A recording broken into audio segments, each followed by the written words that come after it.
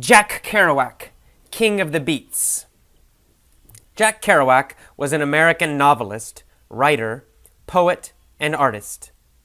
While enjoying popularity but little critical success during his own lifetime, Kerouac is now considered one of America's most important authors. His spontaneous, confessional prose style inspired many other writers, including Tom Robbins, Lester Bangs, Hunter S. Thompson, and Bob Dylan. Kerouac's best-known works are On the Road, The Dharma Bums, Big Sur, and Visions of Cody. He divided most of his adult life between roaming the vast American landscape and living with his mother. Faced with the changing country, Kerouac sought to find his place, eventually rejecting the conservative values of the 1950s. His writing often reflects a desire to break free from society's structures and to find meaning in life. This search led him to experiment with drugs and to embark on trips around the world. His books are often credited as the catalyst for the 1960s counterculture. Kerouac was born in Lowell, Massachusetts, to a family of French Canadians. Jack didn't start to learn English until the age of 6, and at home he and his family spoke French. At an early age, he was profoundly marked by the death of his elder brother Gerard, an event that later prompted him to write the book Visions of Gerard. Kerouac's athletic prowess led him to become a star on his local football team, and this achievement earned him scholarships to Boston College and Columbia University. At Columbia, he wrote several sports articles for the student newspaper, the Columbia Daily Spectator. His football scholarship did not pan out, and he went to live with an old girlfriend, Edie Parker, in New York. It was in New York that Kerouac met the people with whom he was to journey around the world, the subjects of many of his novels, the Beat Generation, including Allen Ginsberg, Neal Cassady, and William S. Burroughs. He wrote his first novel, The Town and the City, as well as his most famous work, the seminal On the Road, while living in New York. The Town and the City was published in 1950 under the name John Kerouac and earned him some respect as a writer. Unlike Kerouac's later work, which established his beat style, it is heavily influenced by Kerouac's reading of Thomas Wolfe. Kerouac wrote constantly but could not find a publisher for his next novel for 6 years. Building upon previous drafts tentatively titled The Beat Generation and Gone on the Road, Kerouac wrote what is now known as On the Road in April 1951. Publishers rejected the book due to its experimental writing style and its sympathetic tone towards minorities and marginalized social groups of the United States in the 1950s. In 1957, Viking Press purchased the novel, demanding major revisions. In 2007, to coincide with the 50th anniversary of On the Road, an uncensored version of On the Road will be released by Viking Press, containing text that was removed from the 1957 version because it was deemed too explicit for 1957 readers. It will be drawn solely from the original manuscript. The book was largely autobiographical, describing Kerouac's road trip adventures across the United States and Mexico with Neal Cassady. Kerouac's novel is often described as the defining work of the post-World War II era. In 1954, Kerouac discovered Dwight Goddard's A Buddhist Bible at the San Jose Library, which marked the beginning of Kerouac's immersion into Buddhism. He chronicled parts of this, as well as some of his adventures with San Francisco area poets, in the book The Dharma Bums, published in 1958. Kerouac developed a friendship with the Buddhist Taoist scholar Alan Watts. He also met and had discussions with the famous Japanese Zen Buddhist D.T. Suzuki. In 1955, Kerouac wrote a biography of Siddhartha Gautama entitled Wake Up, which was unpublished during his lifetime but eventually serialized in Tricycle magazine, 1993 to 1995. He died on October 21, 1969 at St. Anthony's Hospital in St. Petersburg, Florida. His death, at the age of 47, resulted from an internal hemorrhage caused by cirrhosis of the liver, the result of a life of heavy drinking. He was living at the time with his third wife, Stella, and his mother, Gabrielle. He is buried in his hometown, of Lowell.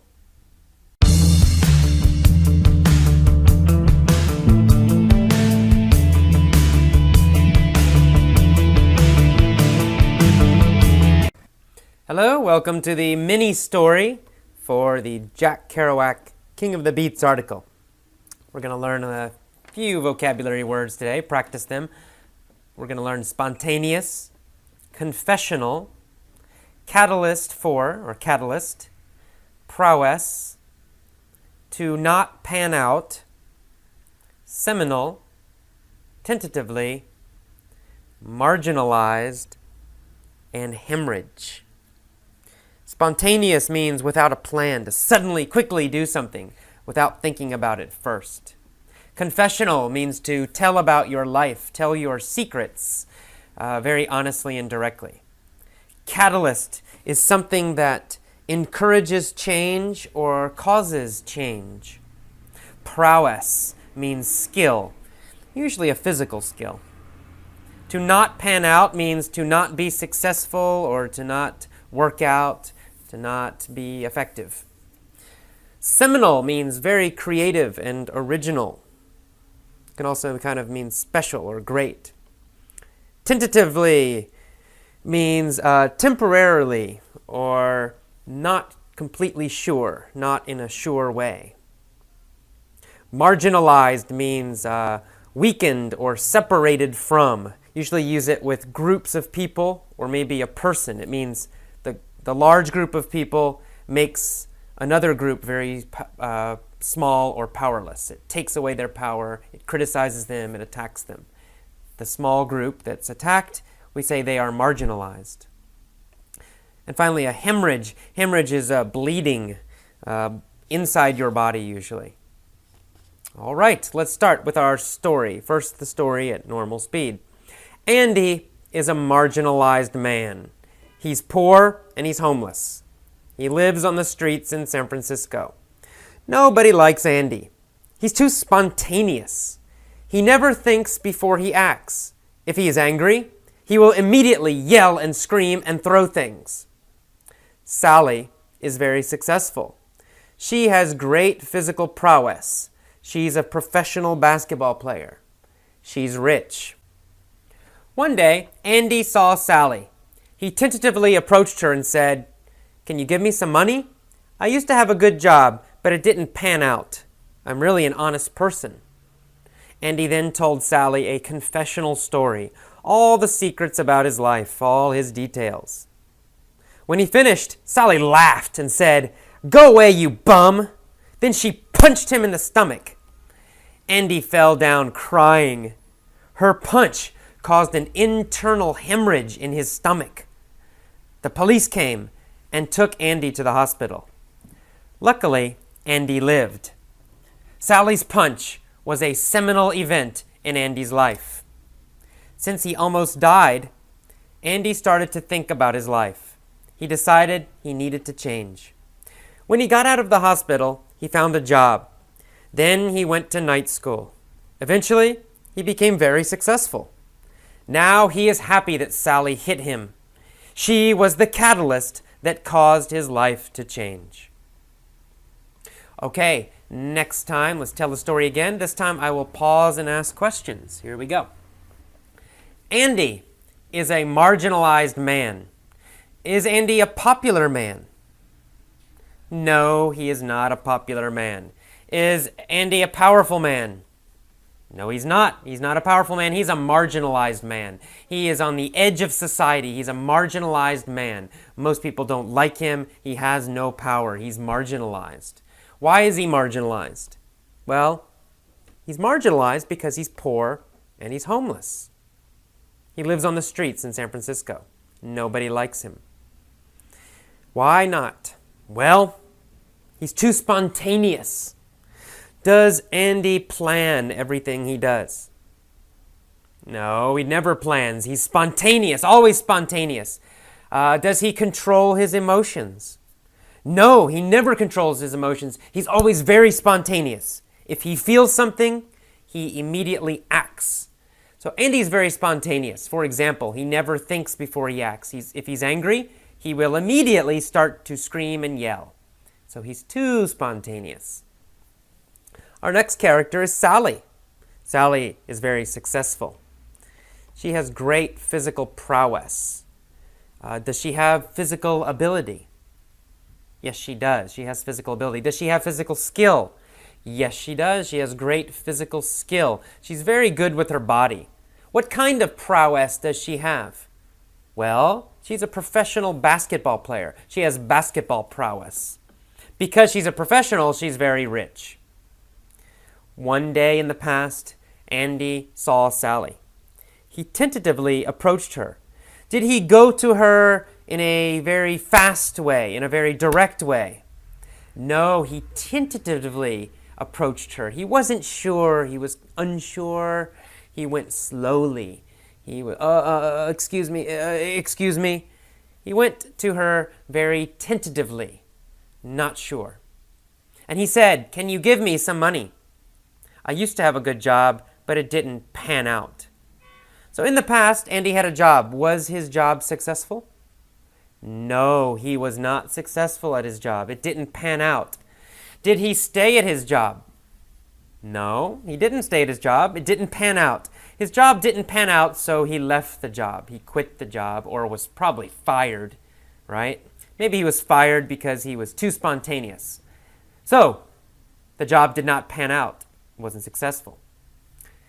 Then after he tells her this, he says, "I'm really an honest person." And then he tells her a long confessional story. Does he tell her a science fiction story? No, he tells her a confessional story. A story about his own life. A story about secrets in his life. He tells her a confessional story. After this confessional story, does Sally feel sorry for him?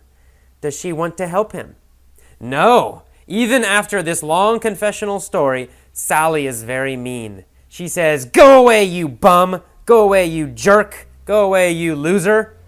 Then she hits him in the stomach. And Andy falls down and he's crying. Why does he cry? Well, because he's hurt a lot. He has a hemorrhage in his stomach. His stomach is bleeding. Is his stomach just a little bit hurt? No, he has a hemorrhage in his stomach. It's bleeding inside his stomach. It's a very serious injury. He's hurt very badly. So he has a hemorrhage in his stomach. What happens next? Well, the police come. They take him to the hospital. Why do they take him to the hospital? Well, they take him because he has a hemorrhage in his stomach. It's very serious. Sally's punch was a seminal event in Andy's life. Was it a small event? No, it's a seminal event. It's a very important event. It's a very original, special event because it created a new life for him in the future because of this happening, because of this experience. So this event was a seminal event. It was an original event. It was a seminal event, a special event, a seminal event, a special event in his life because he almost died. Since he almost died, he started to think about his life a lot. He realized, oh my God, I need to change my life. I almost died and I'm living a terrible life. I'm marginalized and I'm homeless. I need to change. So when he gets out of the hospital, he finds a job. He goes to night school. Eventually, he becomes very successful. And now he's happy that Sally punched him. Why is he happy that he got punched? Why is he happy he had a hemorrhage? Well, because the punch and the hemorrhage, they were the catalyst for changing his life. They caused him to change his life. They started the change. So they were the catalyst. These events were the catalyst. The catalyst starts a reaction. It starts a change. So this catalyst helped to change his life. Okay, now one more time. This time I'm going to just repeat some of the phrases or sentences, and then I'll pause, and then you repeat after me, and then I'll say it again, and then you say it again. Okay, here we go. Andy is a marginalized man. Andy is a marginalized man. He's too spontaneous. He's too spontaneous. Sally has physical prowess. Sally has physical prowess.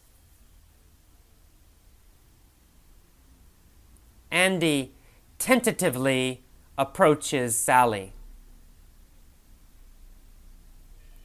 Andy tentatively approaches Sally. Andy's job didn't pan out.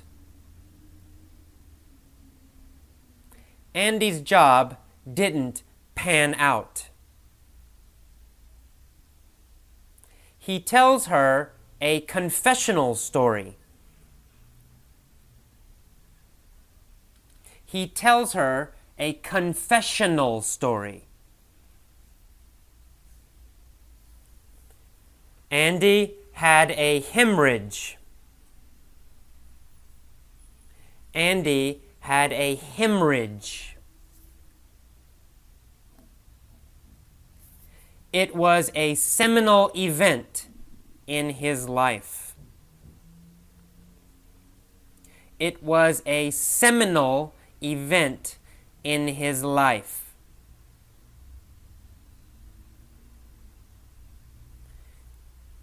The punch was the catalyst for change. The punch was the catalyst for change. Okay, now one more time, I'm going to repeat only the new vocabulary words. So please repeat the vocabulary words after me. Copy my pronunciation. Okay, here we go. Marginalized. Marginalized. Spontaneous. Spontaneous. Prowess. Prowess. Tentatively. Tentatively. Pan out. Pan out. Didn't pan out. Didn't pan out. Confessional. Confessional. Hemorrhage. Hemorrhage. Seminal.